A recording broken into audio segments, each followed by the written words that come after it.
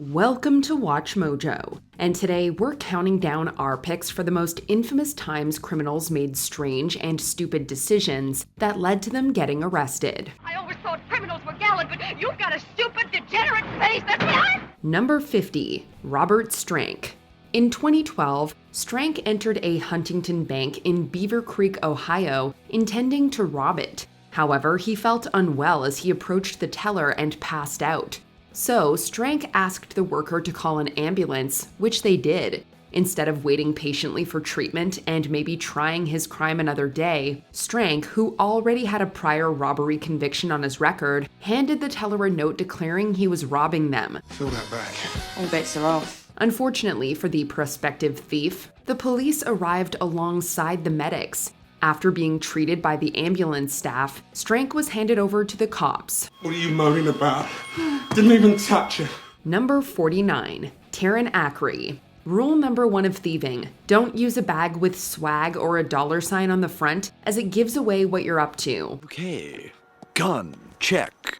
Dollar sign bag, check. Apparently, the same can't be said for trafficking in illegal substances.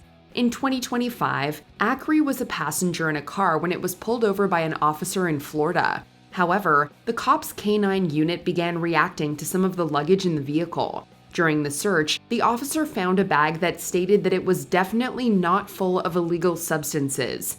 Assuming she was attempting to hide in plain sight, Ackery's bag was in fact filled with various narcotics, resulting in her arrest.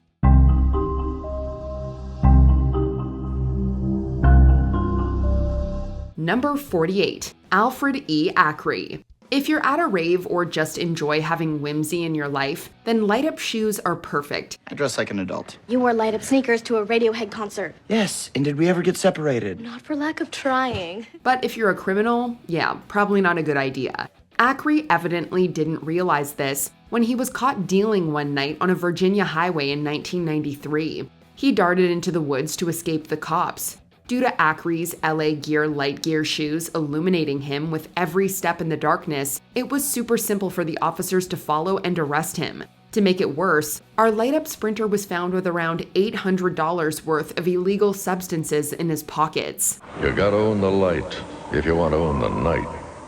New lights from LA Gear. Number 47, Jared S. Carr. When returning a piece of technology to the store, most people ensure there are no identifying features within so they don't lose anything private. I'd like to return that, please. Oh, sure, no problem. I do need you to sign a form as it is a high-ticket item, so follow me and I'll get you your refund ASAP. However, in 2013, Carr apparently felt this was too much of a hassle. He went to Walmart in Lake Hallie, Wisconsin, to try to return a printer without a receipt. After arguing with staff over the missing purchase confirmation and bargaining for a partial refund, the workers examined the tech. They discovered it contained a page of counterfeit money. When the police arrived, Carr was searched and a further $300 worth of counterfeit cash was found on him. To make it more embarrassing for Carr, the police stated the counterfeits weren't even good. Okay. You're beautiful. Number 46, farting find. For some, passing gas is funny. For others, it's embarrassing.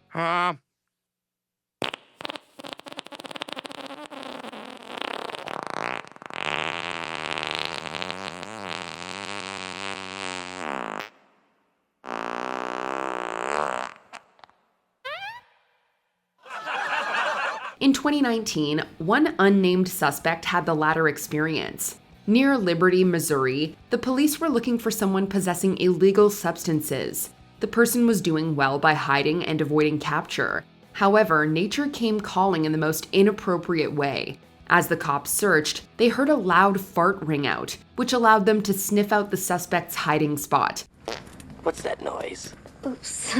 I farted. I didn't think you would hear me. Shortly after this biohazard arrest, the sheriff department, the city of Liberty, and the internet all made gas and toilet-related jokes about the smelly criminal online. Number 45, Levi Detweiler. Horse and buggy versus a cop car in a race. For most people, this would be an easy decision with modern engines containing much more, well, horsepower. Go. However, for Detweiler in 2010, this was apparently a challenge worth taking. The police attempted to get him to pull over for ignoring a stop sign in Leon, New York. Instead, Detweiler went on a low-speed chase with the officers. After a mile, a sharp turn caused the buggy to flip into a ditch, giving the cops the chance to slap the cuffs on Detweiler.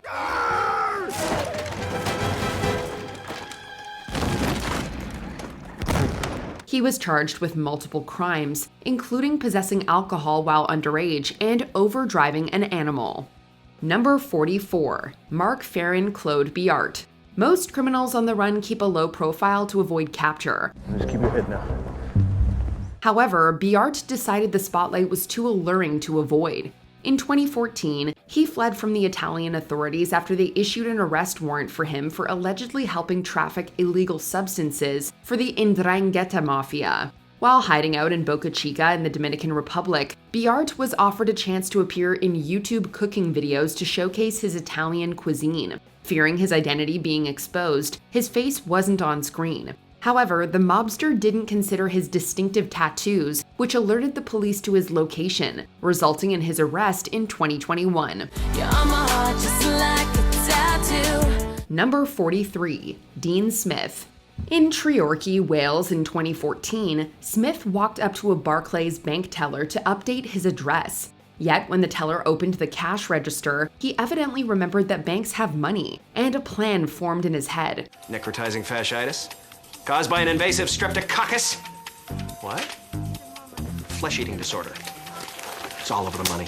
30 minutes later, Smith returned to the bank with a genius disguise of sunglasses, a hoodie, and socks over his shoes. He then pulled out a bread knife and demanded money. However, the employee did something Smith wasn't expecting. They refused. So the attempted thief left. No. Okay. Unfortunately for him, the teller saw through Smith's clever disguise and remembered getting his address and full name earlier. He was soon arrested and sentenced to 2.5 years in prison. Number 42. Hector D. Velasquez Maldonado.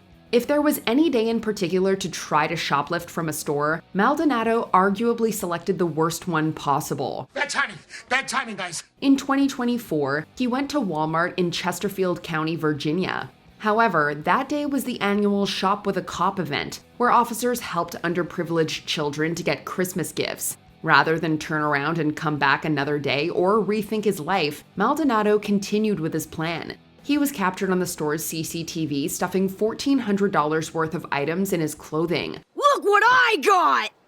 It's the kind I like! Walmart's security called the police, which notified all the law enforcement agents in the store. Around 50 of them. They soon found Maldonado and arrested him. Number 41. Wrong day to rob. In 2008, two unnamed thieves in Sydney, Australia wanted to make some easy cash, so they set out to rob a bar. However, they apparently decided that casing their target first was too much trouble, a decision they'd soon really regret. Are you coming over here in a minute, sir? Bursting into the bar, the disastrous duo quickly discovered the establishment was hosting a meeting of the Southern Cross Cruiser Club, a biker group.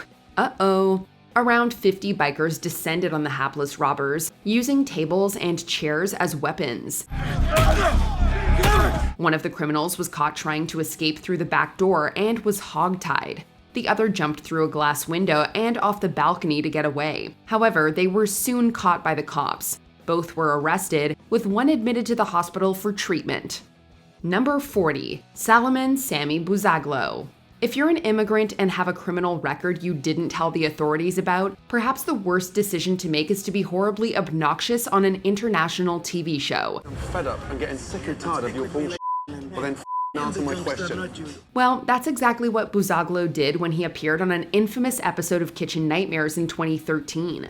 One of the owners of Amy's Baking Company, alongside his wife, Amy, Buzaglo didn't tell the US that he was convicted of crimes in Europe, including extortion and illegal substances. It's not your problem, it's nobody's problem. Why were you in immigration court? It's not your problem. While the authorities had been looking at the case for 2 years, it really ramped up after the episode aired. By 2018, Buzaglo was deported to Israel. While Amy followed him, the couple eventually broke up and she returned to the US. Number 39. Mocking the cops. When criminals taunt law enforcement, sometimes it can work, like with the Zodiac killer. I'm not sick, I am insane, but that will not stop the game. This letter should be published for all to read. But when they get too cocky and don't cover their tracks, it's a complete disaster. In 2010, an unidentified thief robbed a bank in Würzburg, Germany. The cops soon released identifying details of the criminal in hopes of catching him. Have you seen this man? However, the thief then emailed the police, mocking them for getting their height, age, accent, and method of escape wrong. The smug criminal hadn't realized cops could trace their email address. The authorities soon tracked them down in a Hamburg gambling hall. Number 38, James Washington. Deathbed confessions can be dramatic as a person admits their crime, allowing a case to close, while also escaping arrest due to their imminent demise. But when it goes wrong, yikes. In 2009, Washington was serving a 15-year sentence for attempted murder when he experienced a series of seizures. While at the hospital and believing his life was coming to an end, he confessed to the 1995 murder of Joyce Goodner to a prison guard. And so the most improbable prosecution goes forward. James Washington was always a person of interest, but there was no real evidence until Mr. Washington provided it himself. Unfortunately for Washington, he survived his illness, making it easier for the law to get justice. And he just kind of, as best he could, motioned for me and asked me to come here. I got something to tell you. Said I got something I need to get off my conscience. He attempted to walk back his confession by claiming he was hallucinating, but to no avail, as he was found guilty in 2012, earning him life imprisonment. Number 37, Stephen Crane. Sometimes it can take years for the police to piece together evidence to track down a culprit, but in Crane's case, it didn't take long at all. It was Birdie who planted a remote device on a crossbow in revenge for you stealing her signature ring diamond. In 2010, he broke into the Rivali Republic's newspaper office in Hamilton, Montana. In addition to spraying a fire extinguisher around the newsroom, Crane went on one of the computers to watch adult content and log into his Facebook and MySpace accounts, neglecting to sign out afterward. He also grabbed a load of M&Ms and trail mix he found, eating it as he walked to his sister's apartment. When the police arrived, they spotted his social media accounts. They then followed the Hansel and Gretel-esque track of snacks to the residence to arrest Crane. Number 36, Anthony Garcia. In 2004, a liquor store robbery in Pico Rivera, California, resulted in the fatal shooting of John Juarez. At the time, no suspect was charged. I mean, this guy is just going through gang members to see what he can learn. In 2008, Garcia was arrested for a driving offense. Suspected of being involved in a gang, officers photographed his tattoos as he was released. The images then arrived at a detective's desk. He spotted that Garcia had tattooed the 2004 murder on his chest and his connection to the gang Rivera 13. The artwork showed Juarez as Mr. Peanut being shot by a helicopter, with Garcia's gang nickname being Chopper. How many idiotic criminals out there would go off and tattoo the crime scene on their chest? Like, this is the clown of the month, okay? The police then rearrested the murderer and got an undercover cop to get Garcia to confess to the 2004 crime in jail. He was sentenced to life in prison. Number 35, Antoine Sims. In 2022, Sims experienced a horror that no one recovers from. His McDonald's fries weren't hot, but lukewarm. I try to fry, the fries they're lukewarm, but they're not hot. After arguing with staff at their Kennesaw, Georgia location and getting nowhere, Sims took a page out of the Karen handbook by calling the cops. The situation got somehow even more ridiculous when the officers arrived. The police sorted out the problem, but when they asked Sims to sign a criminal trespass warning, he got uncomfortable and admitted he was afraid of the police due to a criminal past. Then he took off. The police checked Sims in their database to discover there was a warrant out for his arrest for not appearing in court on a murder charge. He was soon apprehended. Number 34, Sniff Shock. In 2011, 3 adult men and 2 juveniles broke into a house in Silver Springs Shores, Florida. The thieves thought they hit the jackpot with a load of white powder they suspected of being an illegal substance. However, upon inhaling the product, they soon realized they were very, very wrong. Instead, it was the ashes of a man and 2 Great Danes. All the thieves were arrested. Weirdly, this isn't an isolated event. In 2015, 3 teenagers stole from a family member in St. Peters, Missouri. After tasting the white powder in a box, that too turned out to be ashes. This time, they belonged to their grandfather, bringing further shame as they were arrested.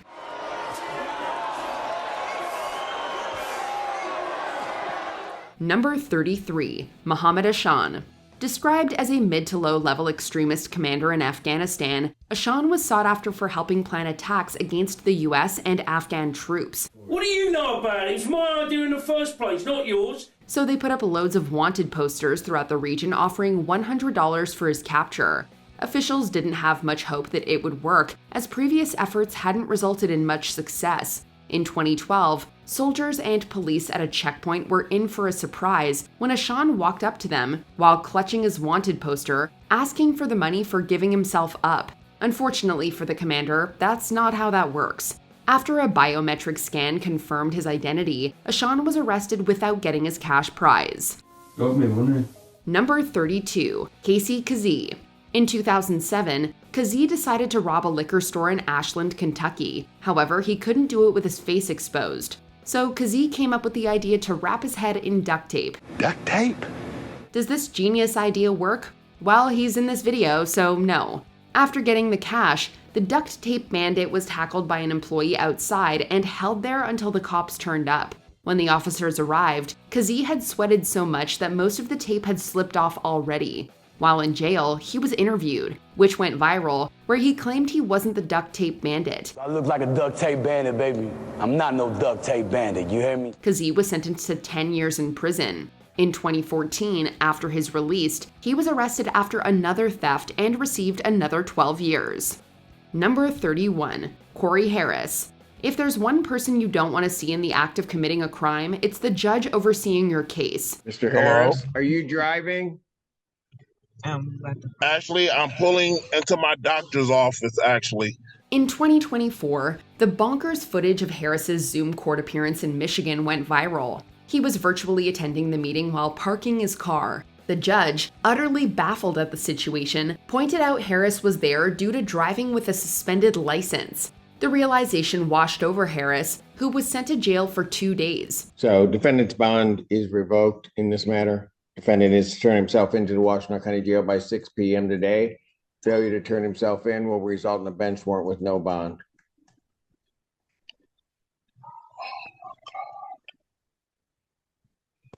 As it turned out, Harris didn't even have a valid license in the state, even though it had been suspended automatically since 2007 for failing to pay child support. They never said you had to pay a fee or anything. No. A few months after this public embarrassment, Harris secured a learning permit. Number 30, Charles Ray Fuller. Who amongst us wouldn't love $360 billion? Unfortunately, you can't just waltz into a bank and hand the teller a check for that amount. Maybe that might, cause a red flag at the bank that you were trying to catch a $360 billion check? Well, it turns out you can. Just ask Charles Ray Fuller. In 2008, Fuller walked into a bank in Fort Worth, Texas with a personal check in the amount of $360 billion. He claimed his girlfriend's mother gave him the check to start a record company. Unsurprisingly, bank employees immediately notified the authorities, and Teller was arrested for forgery. My favorite part of the article says, tellers at the Fort Worth bank were immediately suspicious. Perhaps it was the 10 zeros on the personal check that tipped them off. Even worse, he was carrying both illicit substances and a handgun at the time of his arrest, so he was also hit with charges of drug possession and unlawful carrying of a weapon. Oops. Because we do these stories every week. You're driving next to a guy that's that dumb. They're everywhere. Number 29, Peter Kavanaugh. It's a tale as old as time. A criminal takes a picture of themselves doing something illegal, which ultimately lands them in jail. Believe it or not, jail, right away. Back in 2013, a man named Peter Kavanaugh worked with a London mob delivering shipments of drugs. While returning with the cash, Kavanaugh whipped out his mobile phone and took photos of himself with the massive stack of money. But he wasn't counting on 2 of his dealers getting caught. After the two women were arrested for possession, they led the police straight to Kavanaugh, who was busted thanks to those damning photos on his phone. He was swiftly arrested and thrown in prison for 3 years. I've made a huge mistake. Number 28. Hannah Sabata. Taking a selfie is one thing. Openly bragging about robbing a bank on tape and then uploading it to YouTube is a whole new level of bold. But believe it or not, that's exactly what 19-year-old Hannah Sabata did back in 2012. Sabata stole $6,000 from a Nebraska bank and then made an incriminating video in which she admitted to the crime and flashed the cash. It's a bold strategy, Cotton. Let's see if it pays off for him. This video was uploaded to YouTube by user Jellybeanie under the title Chick Bank Robber, and it has since amassed over 2 million views thanks to its notoriety. Sabata was arrested the same day the video was uploaded. Imagine that. I'm shocked. Yeah. Number 27. Adam Valle. We don't know if committing a crime right in front of a police station is recklessly brave or ridiculously stupid. A little from column A, a little from column B. Probably the latter. In December of 2018, 26-year-old Adam Valle waltzed right up to the front door of the Gladstone Police Department in Oregon and tried stealing a locked bike. Police inside instantly noticed the crime on their surveillance cameras and watched in complete disbelief as Valle attempted to break the lock. Is he for real? Officers simply walked out the front door and confronted Valle, who probably couldn't believe that he had been caught. How did that happen? Surely it had nothing to do with the cameras everywhere, or the front door, or the window right beside him with Gladstone Police written on it. Well, when you put it that way, yeah. Number 26. The Loud Getaway Donkey. This sounds like one of those fake news stories you'd read about in The Onion, but it's 100% true. 3 criminals in the Colombian town of Juan de Acosta stole a number of items from a local shop and made their getaway on a stolen donkey. And they would have gotten away with it too if it wasn't for that darned donkey. All right, I hope you heard that. She called me a noble steed. She think I'm a steed. You see, the tired animal started to bray loudly and drew the attention of some nearby police officers. The thieves immediately bailed when the police sauntered over, leaving behind both the donkey and the stolen goods. The items were returned to the shop and the donkey was safely reunited with its owner. I'm a donkey on the edge! Number 25. Free beer. Who can deny the allure of free beer? Certainly not these 19 English criminals who fell for an oddly genius police sting. Hey, wait a minute. What about the old stinkeroo? Yeah, I'm in. The Derbyshire police had a number of wanted suspects who had evaded capture, and they were running out of options. So they cooked up a plan, offer them free beer and see who takes the bait. They phoned the suspects, posing as a company giving away crates of beer, and made a simple arrangement. Meet up at a specific location at a specific time, and they would hand over the beer, just like that. When the criminals arrived, they were greeted not by company men and free booze, but by police and handcuffs. How they fell for that one is beyond us. You're really good at that, Lloyd. I learned from the best. Number 24. Matthew McNally and Joey Miller.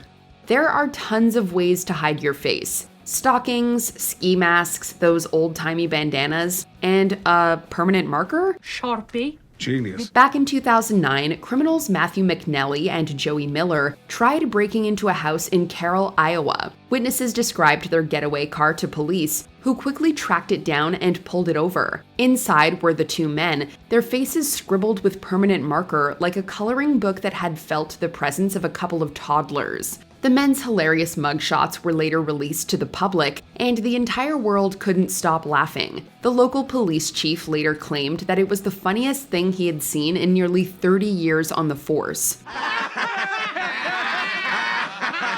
Number 23. Peter Addison.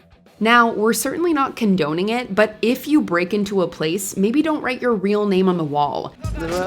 No one gave Peter Addison that terrific bit of advice. Addison broke into a Cheshire campground and trashed the place, leaving behind a mess and some messages written on the walls. One of them read, "Thanks for the stay," and of course, another read, "Peter Addison was here." Police got Addison's personal information, and when they arrived to question him, he was wearing a t-shirt that was stolen from the camp. You know, just in case you thought it couldn't get any dumber. It can. Oh, baby, it can. Addison was arrested and ordered to pay £750 in fines.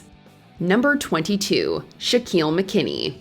Hey, it's tough out there for a salesman. Sometimes you have to make cold calls. And that's exactly what teenage salesman Shaquille McKinney did. Just that the product that he was marketing to potential customers was cannabis. Sweet Mary Jane is my vice of choice, as you well know. Of course, I'm addicted to selling it, not consuming it. Yep, McKinney made a number of cold calls throughout the Pinellas County area in Florida, asking people if they needed some of the green stuff. Unfortunately, one of those people was a Gulfport police detective. He arranged to meet McKinney at a nearby school, and when the young boy arrived to deliver the drugs, he found a number of officers waiting for him. He was charged with drug possession with intent to distribute within 1,000 feet of a school. I feel manipulated. I thought we were gonna hang out. Number 21, Mganga Mganga. We don't know what's dumber, stealing a car while you're out on bond or stealing a car that you don't know how to drive. Not everybody knows how to do everything. Driving isn't the only thing. Teenager Mganga Mganga carjacked a woman named Melissa Peters as she was driving her kid to school. He hopped in her Dodge Caliber hatchback but didn't get far, being unable to work the manual stick shift. Instead, he simply sat there in a panic, flicking the lights and turning on the wipers in a desperate attempt to work the transmission. That's just the horn. I don't know that, do I? He was doing that for 7 minutes while people around him called the cops. They soon arrived and arrested Mganga, sending him back to jail. Number 20, the Doorbell liquor. You might not be familiar with Salinas, California, but it's the hometown of a few famous folks. Writer John Steinbeck, performer Vanessa Hudgens, and of course, 33-year-old Roberto Daniel Arroyo, perhaps more commonly known as the Doorbell liquor. Sylvia Dungan's decision to install a Ring doorbell camera into her front door yielded a pretty curious home movie, starring Arroyo as he licked her doorbell for 3 whole hours. Yeah. He's into this. He is really into this. As the case went viral online, police quickly caught up with him. They pointed out that the clear quality of the footage made him much easier to identify. So, a word of advice to would-be doorknob lickers, maybe make sure to check for a camera before going about your licking. That's why the doorknob and this is completely white, because I wiped it down with 4 medical grade sanitary cloths. Number 19, Dennis Hawkins. Let's go, pal! I'm making a withdrawal here. Wearing a disguise is great for concealing one's identity if one is going to commit a crime. Someone should have told Dennis Hawkins that in order for a disguise to work, however, it has to be somewhat believable. Sit up and take a look, Gary.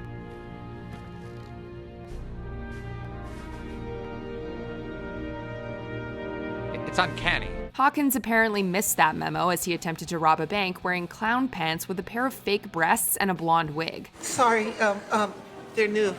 Dr. Dorfman did an amazing job, sir. They feel so real. Not only did he fail to cover his face, which still had a goatee and mustache, but the disguise also attracted attention, and the police easily apprehended him. Number 18, Daniel Glenn. I need you to arrest me. It's important to be prepared, especially if you're going to rob a store. It's possible to be too prepared though, which is exactly what happened to Daniel Glenn, who inexplicably decided to call ahead to ask the store how much cash was in the register. Imagine how that conversation went.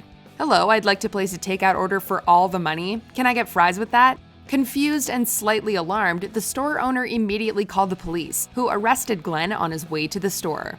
Number 17, Tony Van. Breaking the law requires a certain audacity. But Tony Van, a 37-year-old San Francisco hairstylist, took this to a new level when he drove a stolen car to his own trial. Van was facing charges for possessing a stolen $125,000 Porsche Carrera, so maybe he thought no one would notice when he arrived at court in a stolen Lexus instead.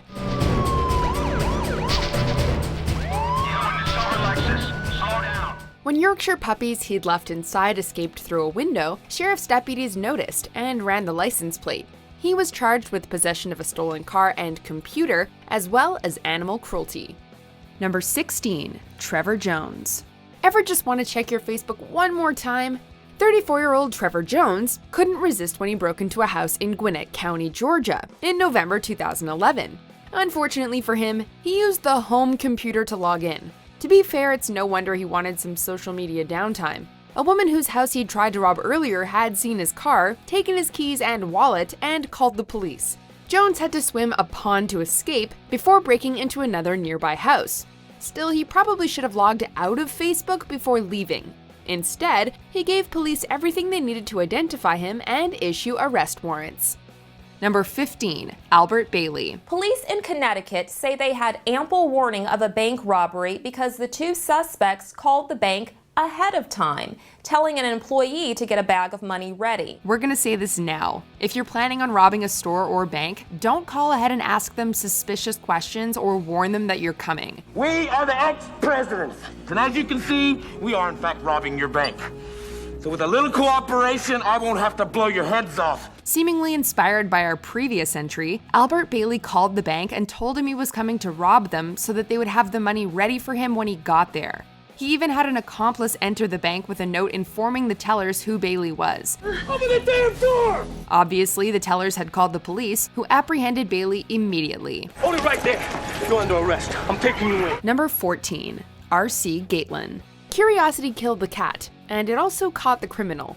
In 1988, R.C. Gatelin came across some friendly Detroit police officers who were showing off their squad car's computer to a few local kids. His interest piqued. Gatelin approached the officers and asked them to give him a demonstration, voluntarily giving them his driver's license so they could run a background check. The cops complied and discovered Gatelin had an outstanding arrest warrant for armed robbery. It wasn't outstanding for much longer. The police arrested Gatelin on the spot. Still, he must have been impressed at how well the technology worked.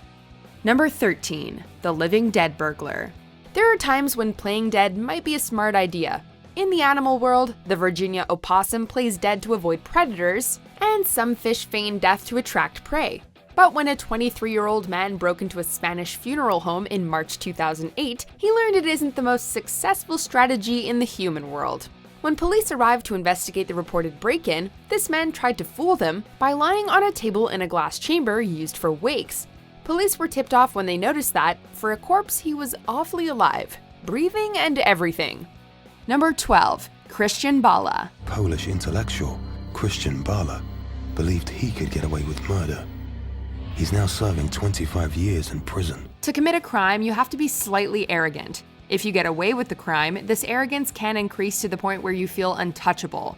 After murdering Dariusz Janiszewski in 2000, Polish author Christian Bala wrote a novel titled Amok, which featured an eerily similar murder and details of the case only the murderer himself could have been privy to. The torture and murder of advertising executive Dariusz Janiszewski goes unsolved for nearly 3 years, until Christian Bala posts extracts of his first violent novel on his blog. Police uncovered clues relating to the murder, most of which came from the novel, eventually arresting and charging Bala. It was a very personal murder. You know, he had a score to settle. To their shock, they discovered on his computer plans to kill another person to tie in with the next novel he was planning to write. From his cell, Bala still rankles at how his novel was interpreted by the police. Bala's infamy lives on. In 2017, Amok was adapted into a feature film by director Kasia Adamik. Number 11, Christopher Cron.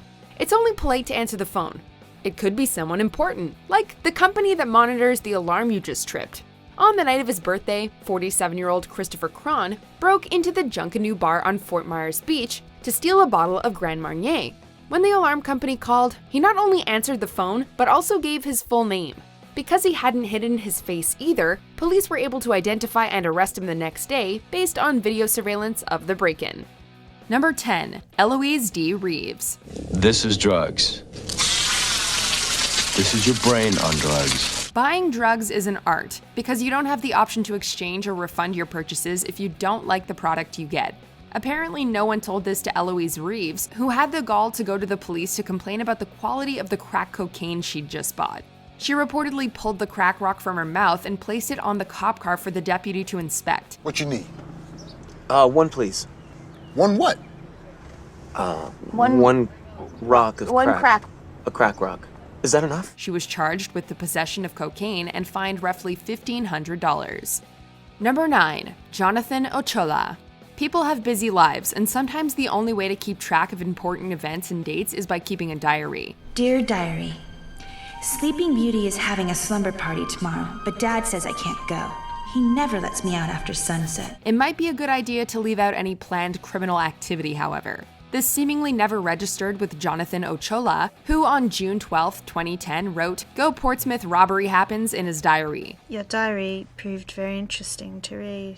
You read my journal? The police were able to link him to the robbery as the getaway driver, and when confronted, Ochoa attempted to blame it entirely on his buddy. Arrest him.